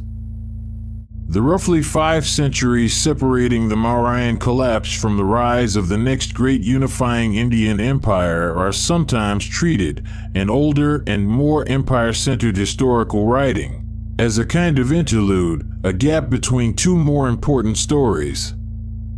This treatment does not hold up well against the actual richness of the period, which produced some of the most culturally diverse and internationally connected societies the subcontinent had yet seen. In the northwest, the Indo-Greek kingdoms eventually gave way to a succession of other ruling powers moving in from Central Asia, the Indo-Scythians, followed by the Indo-Parthians, and eventually the Kushan Empire, which at its height stretched from Central Asia through what is now Afghanistan and Pakistan and into northern India, forming a genuine bridge along the Silk Road trade networks connecting Rome, Persia, Central Asia, India, and Han Dynasty China, a position that made the Kushan realm one of the great commercial crossroads of the ancient world, through which silk moving west, glassware and wool moving east, and a steady flow of ideas, artistic styles, and religious teachings moving in every direction all passed simultaneously, often along the very same caravan routes and through the very same market towns. Kushan rulers, most famously Kanishk, patronized Buddhism heavily, and it was substantially through Kushan territory and Kushan-sponsored trade and pilgrimage routes that Buddhism spread northward into Central Asia and eventually China. One of the most consequential religious transmissions in world history, carried not by conquest but along the same roads that carried silk, glass, and spices. Gandhara, a region within Kushan territory centered around the Peshawar Valley, became home to a distinctive artistic tradition blending Hellenistic sculptural technique, inherited from the earlier Greek presence in the region, with Buddhist subject matter, producing, for likely the first time in Buddhist art, the human figure representation of the Buddha himself, rather than the earlier symbolic conventions of an empty throne, a wheel, or a footprint that had represented his presence in earlier Indian Buddhist art without directly depicting his form. Gandharan sculptors, drawing on inherited Hellenistic conventions for depicting draped robes, wavy hair, and idealized facial features originally developed for Greek and Roman gods and philosophers, adapted these same techniques to render the Buddha in a serene, classically influenced style, while a broadly contemporary and independently developing artistic tradition centered at Mathura, further south, produced its own distinct, more indigenously rooted style of Buddha imagery around the same general period, a reminder that this pivotal artistic shift toward figural representation of the Buddha likely emerged through parallel developments in more than one regional center rather than a single, tidy point of origin that later tradition might prefer. Further south and east, the Satavahana dynasty controlled a substantial swath of the Deccan Plateau across several centuries, sponsoring extensive trade, including significant maritime commerce with the Roman Empire, documented in Roman writings about Indian spices, textiles, and gemstones flowing west in exchange for Roman gold, some of which has been recovered by archaeologists in hordes across southern India. Buddhist cave monasteries and stupas, including significant sites still visible today, were carved and expanded substantially under Satavahana-era patronage and that of contemporary regional dynasties. Rock-cut prayer halls such as those at Karla and Baja, cut directly into hillsides along inland trade routes connecting the Deccan Plateau to the western coast, were shaped with long vaulted ceilings imitating, in stone, the timber and thatch construction of freestanding wooden halls that have not themselves survived, complete with carved stone ribs mimicking wooden roof beams. A detail suggesting that monumental stone architecture in this region developed directly out of, and consciously echoed, an earlier and now vanished tradition of wooden religious building. Inscriptions at several of these sites record donations not only from kings and wealthy merchants but from far more modest donors, including artisans and even, in a small number of cases, Women identified as independent women of means, offering a rare glimpse of a broader cross-section of society directly participating in the religious and architectural life of the period. Kanishk himself is remembered, in later Buddhist tradition, as having convened a great Buddhist council to help resolve doctrinal disagreements accumulating within the growing monastic community, a gathering some scholars associate with the emergence or consolidation of Mahayana Buddhism as a distinct strand of the tradition, alongside the earlier Buddhist schools. Though the precise historical circumstances of this council, like much else from this period, are pieced together from later and not always consistent sources. Kushan coinage itself tells a story of remarkable religious inclusiveness, depicting on its reverse sides a genuinely eclectic pantheon drawn from Greek, Persian, and Indian traditions alongside Buddhist imagery, suggesting a court comfortable presenting itself through whichever visual religious language suited a particular audience across its ethnically diverse territories. Kanishk's own royal titles, recorded in inscriptions in Bactrian, Sanskrit, and other regional languages, borrowed honorifics from Persian, Central Asian, and Indian royal traditions simultaneously, reflecting a ruling dynasty positioned, quite literally, at the crossroads of several major civilizations at once and apparently unconcerned with presenting a single, culturally uniform image of its own authority. Far to the south, beyond the reach of Kushan, Satavahana, or earlier Mauryan authority, the Tamil-speaking kingdoms of the far south, remembered through a rich body of classical Tamil poetry from what is now called the Sangam period, developed their own sophisticated, independent political and literary culture during these same centuries, with extensive maritime trade connections reaching not only the Roman world to the west but Southeast Asia to the east, a reminder that the subcontinent's ancient history was never governed by a single political or cultural center even during the eras this account has focused on its great northern empires. Roman trade goods recovered by archaeologists across southern Indian sites include wine amphorae, fine tableware, and gold coins bearing the images of Roman emperors, some found in such quantity that Roman writers themselves complained about the drain of gold reserves eastward to pay for Indian luxury goods. This was, in other words, anything but an empty interval. It was a genuinely cosmopolitan period in which Indian dynasties, Central Asian ruling powers, Mediterranean trade networks, Tamil maritime kingdoms, and East Asian Buddhist transmission all intersected across the subcontinent's shifting political map, setting cultural and economic groundwork that the next great empire, rising in the Gangetic heartland once again, would inherit and build upon. Around 320 CE, deliberately or coincidentally sharing a name with the founder of the earlier Mauryan dynasty more than 6 centuries before him, a ruler named Chandragupta established what would become the Gupta Empire, centered once again, as Magadha had been centuries earlier, in the fertile heartland of the Middle Gangetic Plain.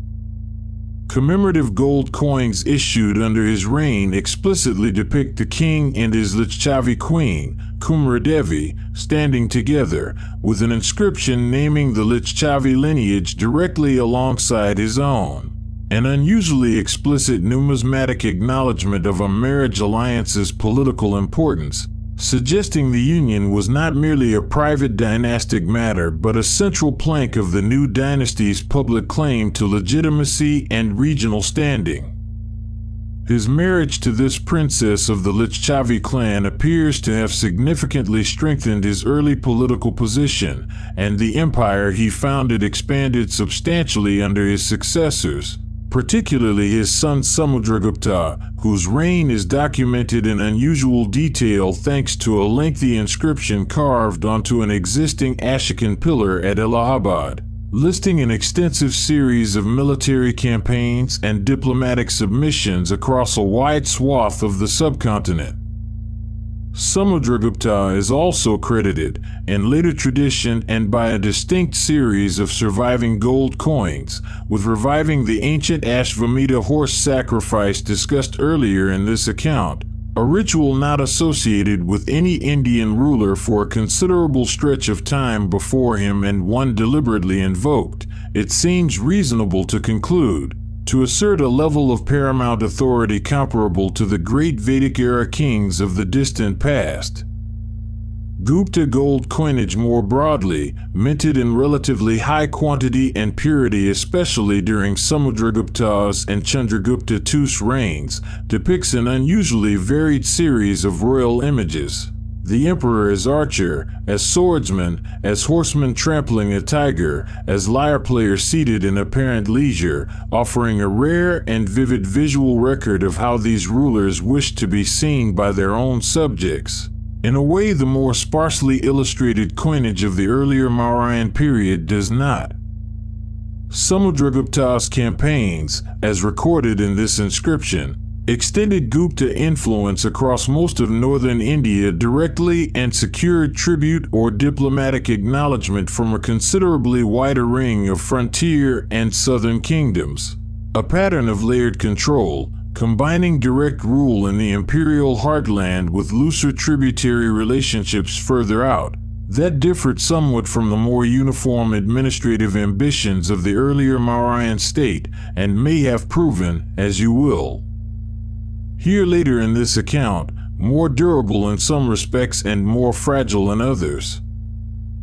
Under Samudragupta's son Chandragupta II, whose reign is generally placed in the closing decades of the 4th century and opening years of the 5th, the empire reached what many historians consider its political and cultural high point.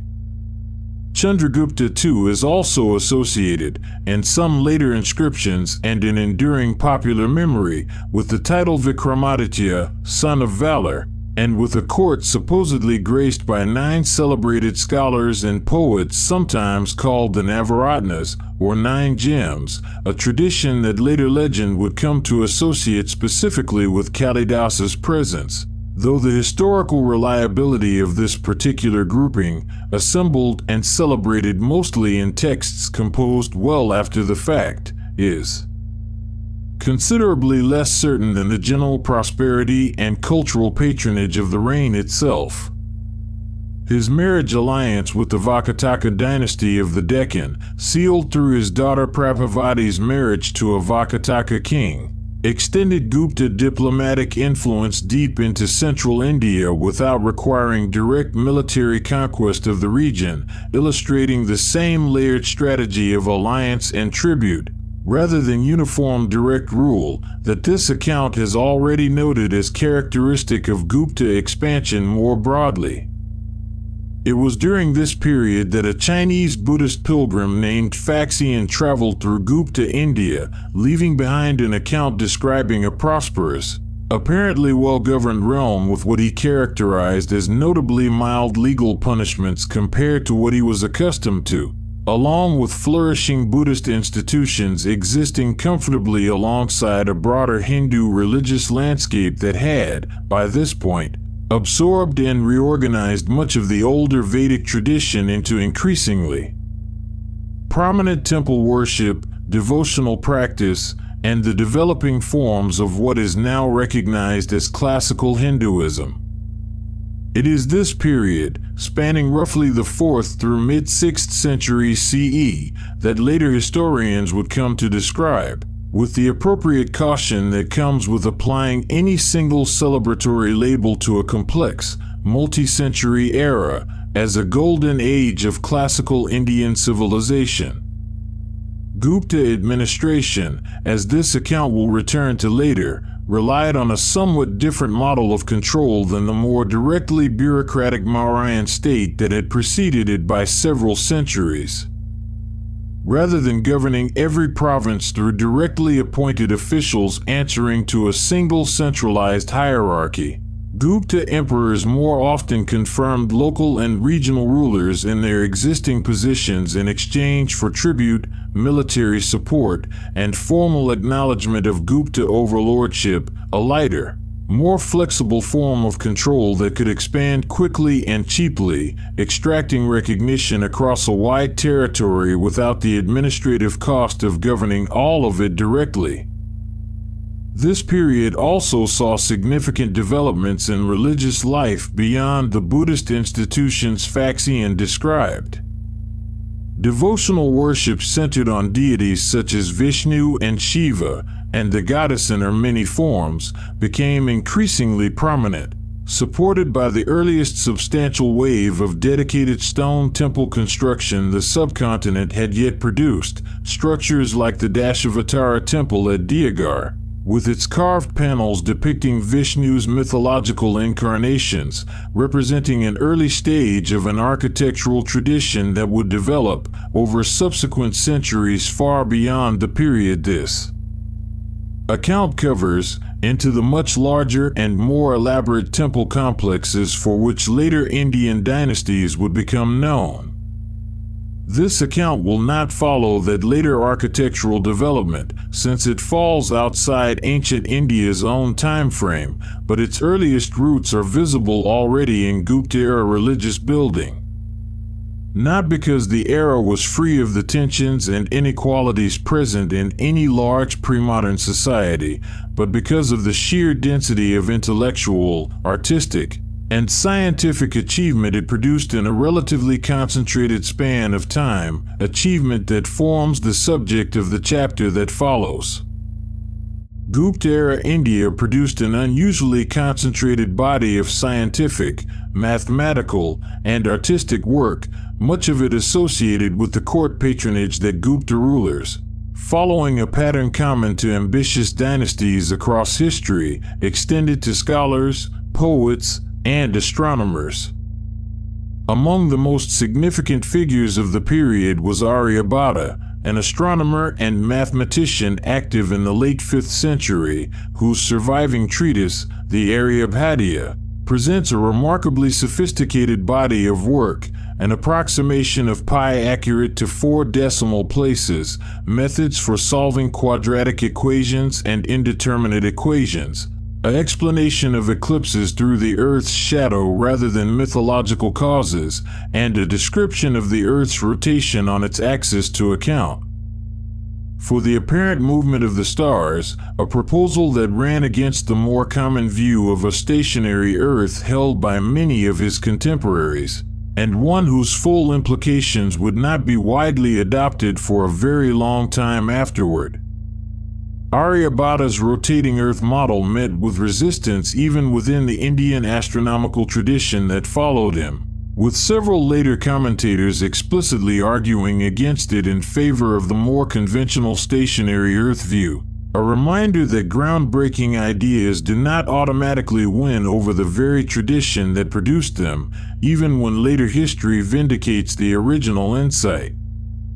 Indian mathematicians of this broader period, building on developments that likely extended over preceding centuries and were not the work of any single individual, also developed and refined the decimal place value numeral system, including the concept of zero as a number in its own right rather than merely an absence or placeholder, a mathematical tool that would eventually travel via Islamic scholarship, including the influential work of Persian mathematicians who explicitly credited Indian sources for the system into medieval Europe, fundamentally reshaping mathematics far beyond India's borders, and whose full path of transmission and refinement across multiple cultures and centuries this account will not attempt to compress into a single tidy narrative, since the history of the concept of zero is itself a genuinely complex, multi-civilizational story. In literature, the Gupta period is closely associated with Kalidasa, widely regarded as the preeminent figure of classical Sanskrit poetry and drama, whose surviving works, including the play Abhijnanashakuntalam and the poem Meghaduta, are celebrated for their sophisticated use of Sanskrit's elaborate poetic conventions, their emotional nuance, and their lasting influence on the Sanskrit literary tradition for many centuries afterward. The precise period of Kalidasa's life remains debated among scholars, with some placing him earlier and some placing him within the Gupta period proper, though his association with the golden age of Sanskrit court culture is well established regardless of the exact dating. In the visual arts, the Ajanta Caves, a complex of Buddhist rock-cut monasteries and prayer halls carved into a horseshoe-shaped cliff face, with major phases of construction and decoration falling within this broader period, preserve some of the finest surviving examples of ancient Indian painting, depicting scenes from the Buddha's previous lives according to Jataka tradition alongside vivid, detailed court and daily life scenes, rendered in a style whose sophistication and technical skill still draws careful study today. The caves were carved directly into a curving basalt cliff face above a river gorge, in two major phases separated by several centuries, and their painted interiors employ techniques including modeling through shading and foreshortening to suggest three-dimensional depth on a flat rock surface, achieved using mineral pigments bound with organic adhesives, applied over a specially prepared layer of clay, dung, and plaster, a technically demanding process whose surviving results, faded and damaged as many panels now are after many centuries of exposure and, at some points, outright neglect before their rediscovery by a British officer on a tiger hunting expedition in the early 19th century, still convey a level of narrative sophistication and emotional expressiveness rare among surviving ancient paintings from anywhere in the world.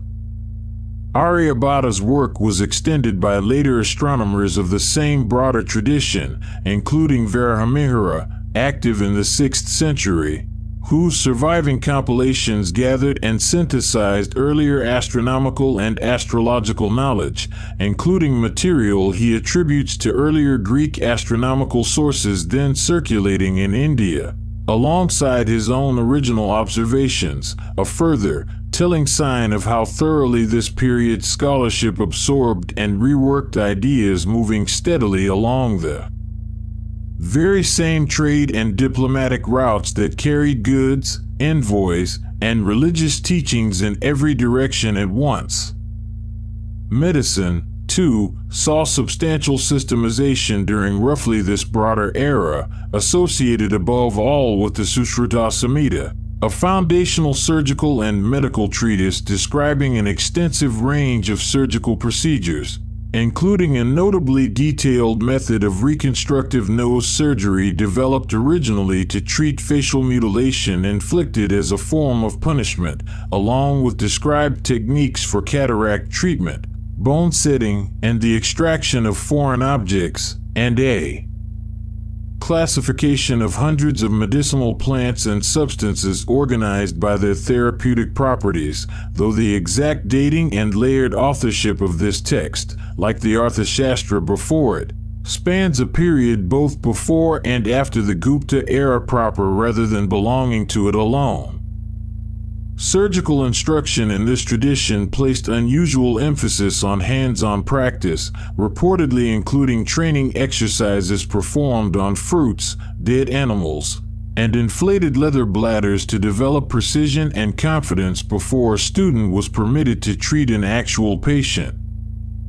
Metalworking of this period also reached a level of sophistication still visible today. An iron pillar standing in Delhi, generally associated with the Gupta period based on its inscription, has resisted substantial rusting for over 15 centuries despite continuous outdoor exposure, a corrosion resistance modern metallurgists attribute to a distinctive protective phosphate layer formed through the specific iron working techniques of its era. This same broader period is also associated with the early growth of Nalanda and the region of ancient Magadha from a smaller monastic establishment into what would become, over subsequent centuries, one of the ancient world's most significant centers of learning, attracting students and monks from across Asia to study subjects ranging from Buddhist philosophy and logic to grammar, medicine, and mathematics, taught by resident scholars whose reputations drew pupils from as far away as China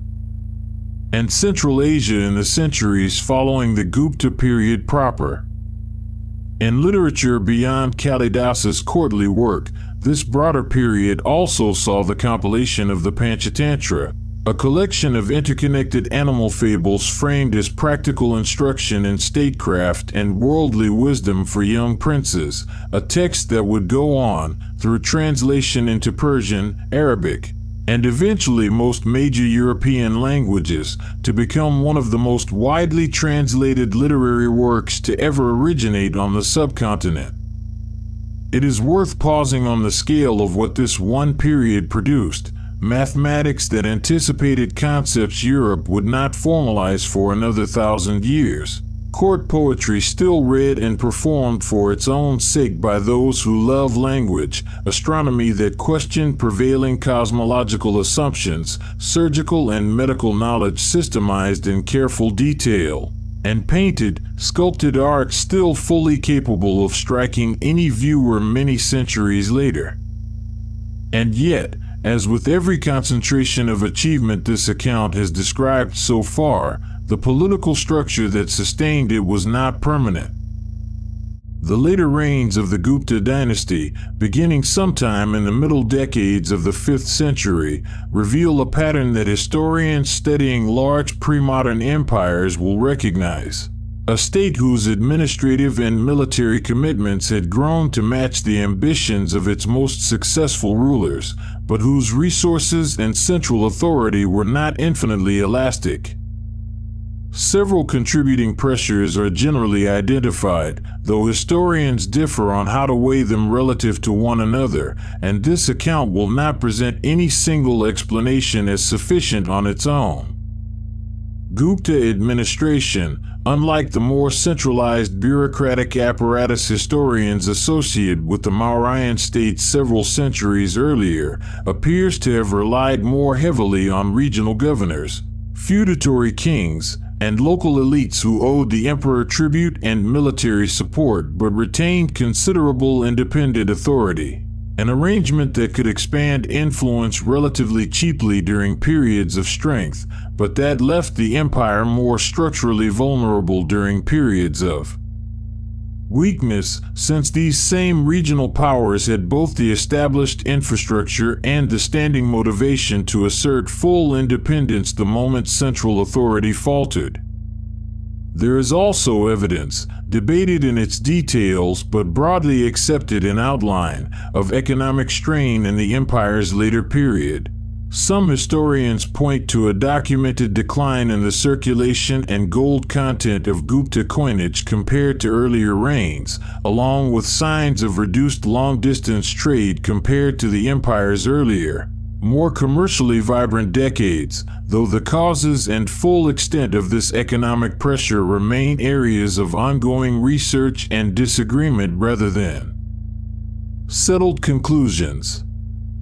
Some researchers have connected this apparent contraction in trade to broader disruptions affecting Rome's eastern commerce around this same period, since a meaningful share of the luxury trade that had enriched Satavahana and early Gupta India, discussed in an earlier chapter, depended on stable demand from the Mediterranean world. A weakening of that distant demand, if it occurred to the degree some scholars suggest, would have reduced the flow of Roman gold reaching Indian ports at precisely the period Gupta finances appear to have been under growing strain, though establishing a firm causal link across such distant and unevenly documented economies remains difficult, and is offered here as a plausible contributing factor rather than a demonstrated one. Some of this economic evidence comes from a growing pattern, visible in surviving copperplate land grant inscriptions of the period, in which Gupta emperors and later regional rulers increasingly transferred tax collection rights over specific villages directly to religious institutions, temples, and individual Brahmin scholars, an arrangements historians refer to using the term agrahara. Whether this practice reflects a genuinely weakening royal treasury seeking to offload administrative burden, a considered and generous policy of religious patronage that simply became more visible in the surviving epigraphic record over time, or some combination of both motives operating simultaneously, remains debated, but the cumulative effect over generations was to further shift real local authority away from any single centralized court and toward a widening web of religious and land holding intermediaries. And compounding both of these internal pressures, a new and increasingly serious external threat had begun pressing against the empire's northwestern frontier, one that would occupy Gupta military resources and attention for the better part of a century, and which forms the subject of the next chapter in this account. Beginning in the latter half of the 5th century, a group of Central Asian steppe peoples that Indian sources call the Hunas, closely related to, though not identical with, the broader confederation of Hunnic and Hephthalite peoples whose westward movements were simultaneously reshaping the frontiers of the late Roman and Sasanian Persian empires on the opposite side of Asia, began pressing with increasing force against the Gupta Empire's northwestern territories. Early Gupta resistance appears to have met with some success. An inscription associated with the Emperor Skandagupta, reigning in the middle of the 5th century, describes fending off an earlier wave of these incursions, and coinage and inscriptional evidence suggest the frontier held, at least for a time.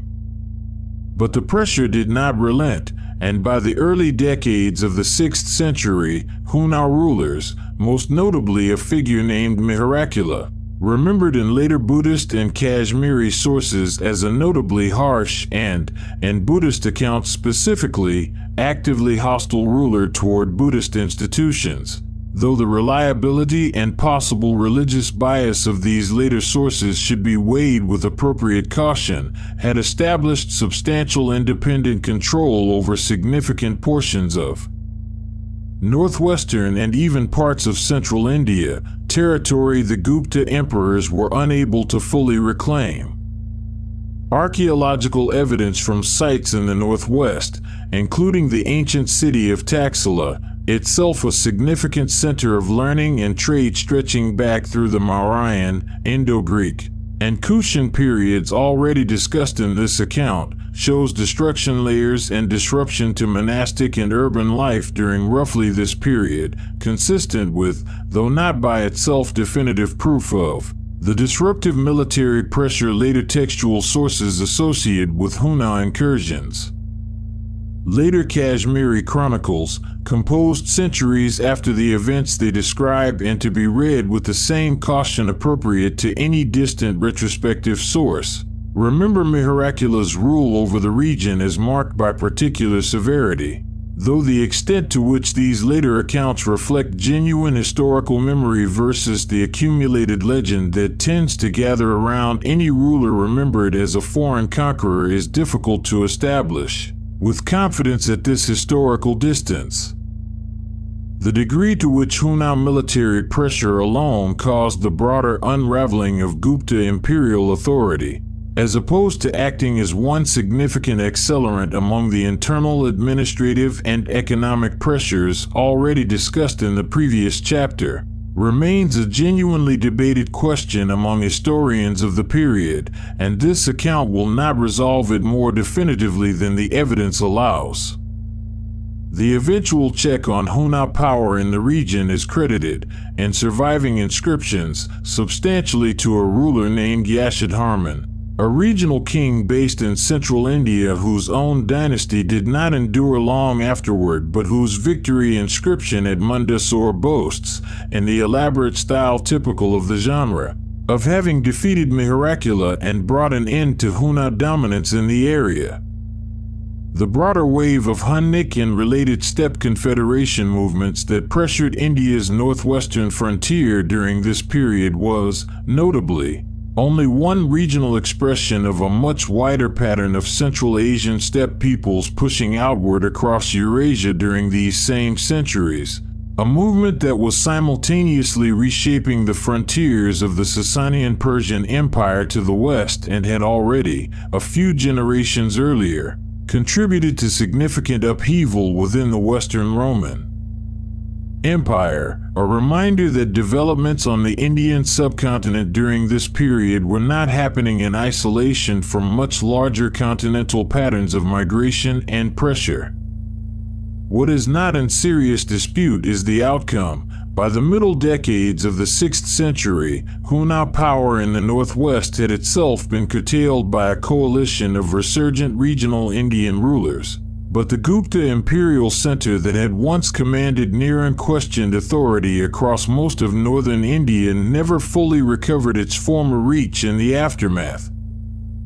Unlike the abrupt violence that popular imagination often attaches to the end of ancient empires, the Gupta Empire's ending was neither sudden nor marked by any single decisive catastrophe that historians can point to as the moment it fell.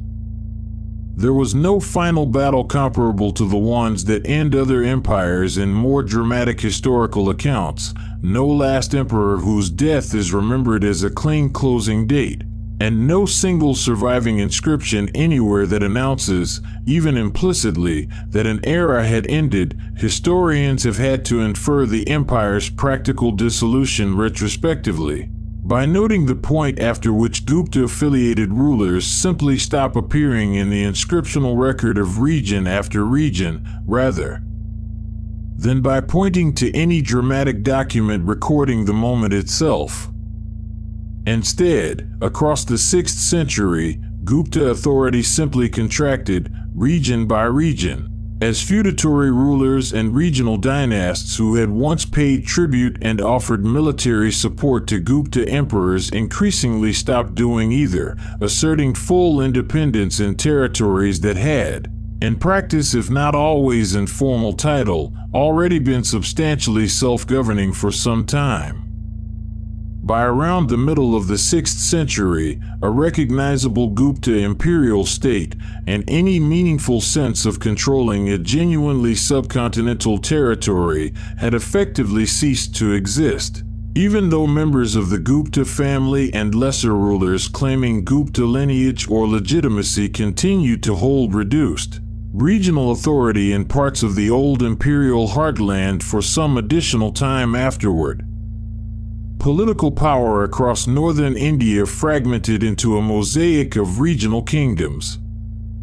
The Maukhris established themselves as a significant power centered on Kannauj in the Middle Gangetic Plain, an area that would remain politically important for centuries afterward precisely because of its central, resource-rich location along the same river system that had sustained Magadha and the Guptas before it.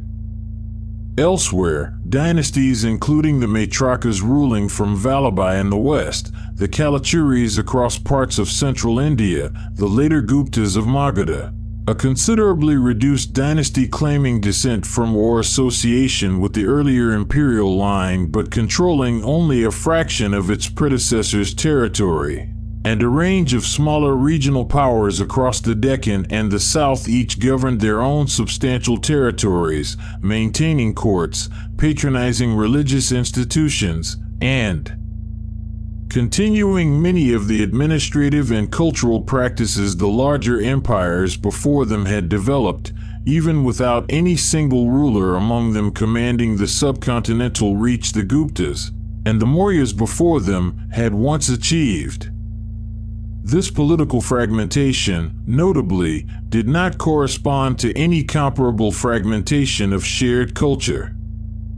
Sanskrit remained the dominant language of courtly inscription and literary composition across nearly all of these successor kingdoms, regardless of their political rivalry with one another, and the broader religious, philosophical, and artistic traditions this account has traced across the preceding centuries continued to develop and circulate across these new political boundaries largely without interruption. A reminder that political unity and cultural continuity, though often assumed to move together, do not always rise and fall on the same timeline. This slow dissolution, rather than a dramatic fall, is in many ways a more historically typical ending for a large pre-modern land empire than the singular catastrophic collapses that make for more dramatic storytelling. Administrative reach thins gradually at the edges before it thins at the center. Regional elites who once found more advantage in cooperation than defiance eventually find the balance tipped the other way. And by the time a clean line can be drawn marking an empire's end, that empire has usually already been ending, quietly and unevenly, for a considerable stretch of time before anyone drew the line at all. One of these successor states deserves a final mention, since it briefly recreated something resembling the older imperial scale before receding in turn.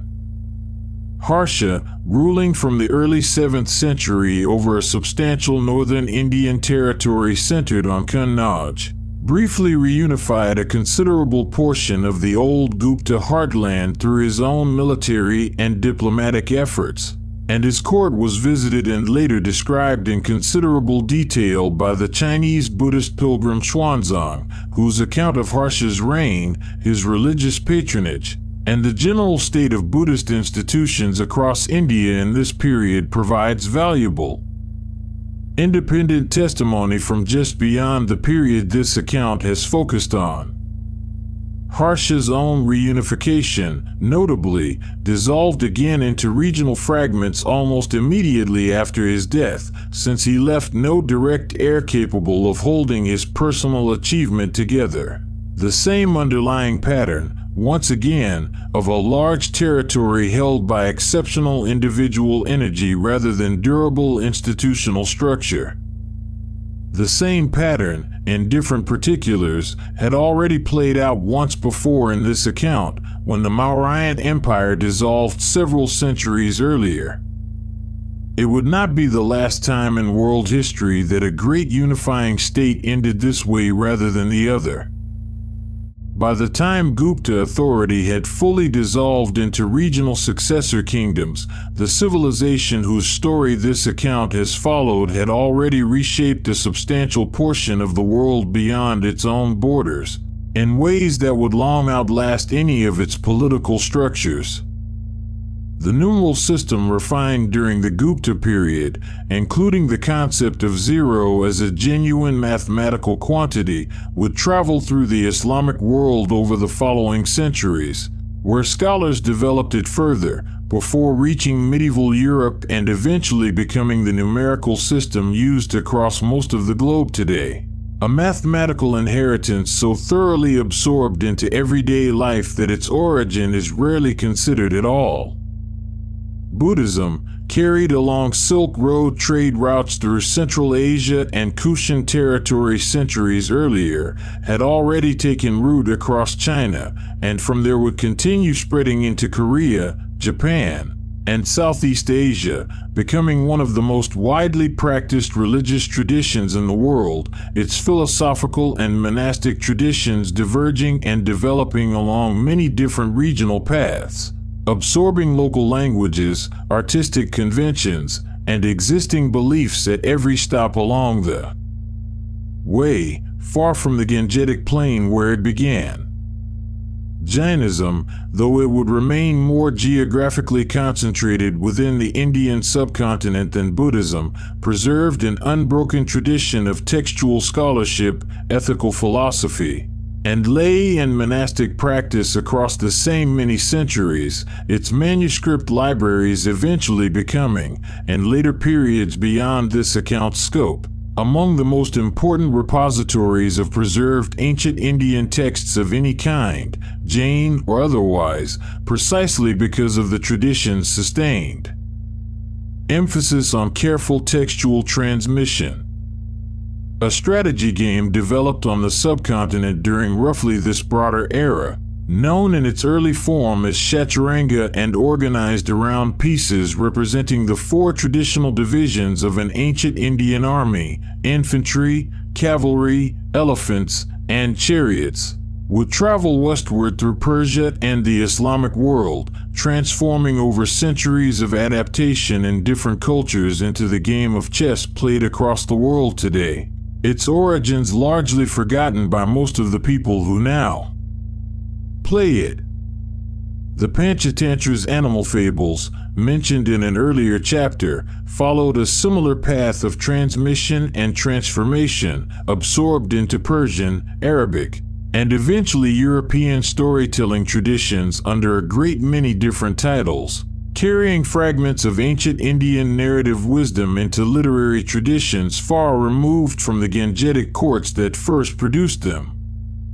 Sanskrit language, literature, and religious concepts also traveled eastward across the same period and centuries beyond it, profoundly shaping the art, religion, and court culture of Southeast Asian kingdoms, whose surviving temple complexes still bear witness to a cultural influence that reached far beyond any political boundary Indian rulers themselves ever controlled directly.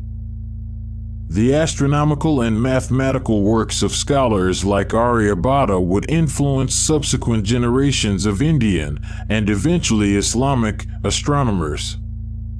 Sanskrit literary and dramatic conventions established during the classical period, associated above all with figures like Kalidasa, would continue to shape South Asian literary tradition for a very long time afterward, studied and imitated by later poets and playwrights working in Sanskrit and in the many regional languages that developed alongside and eventually beyond it. This same long span of centuries also saw the gradual systemization of several distinct schools of Indian philosophy, among them the tradition of thought later called Vedanta, which took the philosophical material of the Upanishads discussed earlier in this account and developed it into increasingly rigorous, formally argued systems of metaphysics and interpretation, alongside other schools addressing logic, atomism, and the discipline of meditative and physical practice that would come to be known as yoga, traditions that, like Vedic ritual and the teachings of the Buddha and Mahavira before them, this account describes as historical and living philosophical developments without asserting or evaluating their metaphysical claims. And the pattern of religious and philosophical pluralism that had characterized the subcontinent since at least the era of the Buddha and Mahavira, Vedic and Brahmanical tradition, Buddhism, Jainism, and eventually other traditions, coexisting, competing, and influencing one another across shared territory and shared centuries, would remain a defining feature of the region's intellectual and spiritual life for a very long time to come. None of what you have heard across this account unfolded as a single continuous story with one beginning, one middle, and one end. It unfolded as three overlapping waves, each cresting and eventually receding across a span of roughly 3,000 years. A Bronze Age urban civilization whose language remains unread to this day and whose ending remains genuinely, actively debated among the researchers who study it. A long oral and ritual tradition that reorganized itself repeatedly under internal philosophical challenge, absorbing each successive wave of criticism rather than being destroyed by it, and two great empires, separated by centuries of quieter but no less consequential activity, each built rapidly around exceptional individual rulers, each producing edicts or inscriptions or coinage that still speak clearly across the intervening centuries, and each, in its own time and its own way, dissolving slowly rather than falling all at once.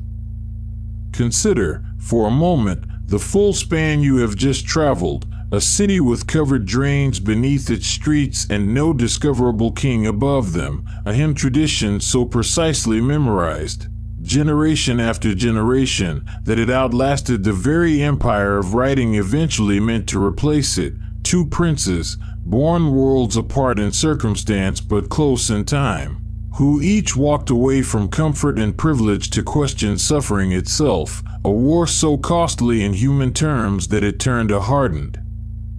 conqueror into a builder of wells, hospitals, and shade trees for weary travelers, a number that meant nothing becoming a number that meant everything to mathematics everywhere it eventually traveled. And two golden ages, centuries apart, each convinced in its own moment that its order was permanent. None of it was permanent, not one single throne of it.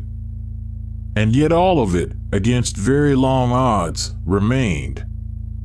What endured, in the end, was not any single throne or any single dynasty, but the ideas, numbers, texts, and traditions those centuries had produced, carried forward long after the thrones, the armies, and the tax rolls of those empires had already faded quietly into the record you have just heard.